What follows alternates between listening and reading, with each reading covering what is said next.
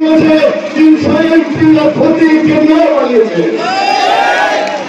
পালন পাইয়েছে বন্ধুরা।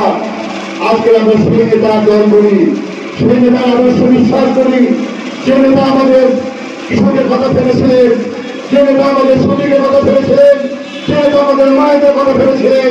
তিনি বাংলাদেশের রূপসা থেকে পাথুরিয়া এবং বাংলাদেশের প্রত্যন্ত অঞ্চলে সামনের আয় দিয়ে এইরকম একটি টেপ আর জিন্সের প্যান্ট আর একটি সাংঘাত আর বুশার্ট প্যান্ট করে মাঠের পর মাঠ ছুটে গিয়েছেন।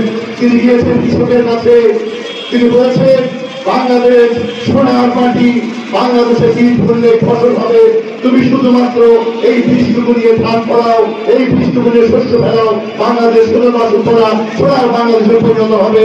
তিনি ছুটে গিয়েছিলেন আমার মায়েদের কাছে, আমাদের দাদিদের কাছে, তাদের পাশে বসে বলছেন, মা তুমি তোমার সন্তানকে বলো সে যেন বাংলাদেশের জন্য কাজ করে, সে যেন বাংলাদেশের মাটিতে সোনা ফলায়, সে যেন তার 2 হাত দিয়ে ইন্ডাস্ট্রিতে কাজ করে, আমাদের কাপড় চোপড় সহ সকল কিছু উৎপাদন করে। কারণ মায়েরা সন্তানকে বললে সেই কথা কোন সন্তান ফেলতে পারে না।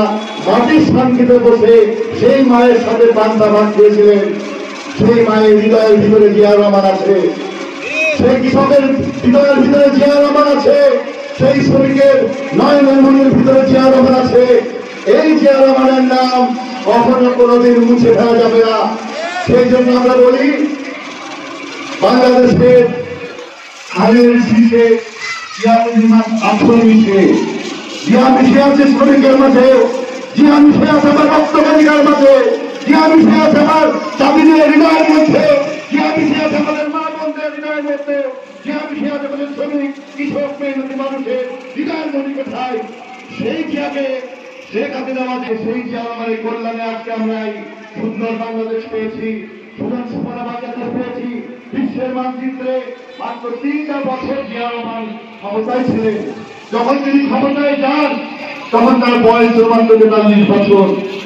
43 বছরের একজন যুবক 3টা বছর বাংলাদেশের মানুষকে সুন্দর স্বাস্থ্য দেখিয়েছিলেন।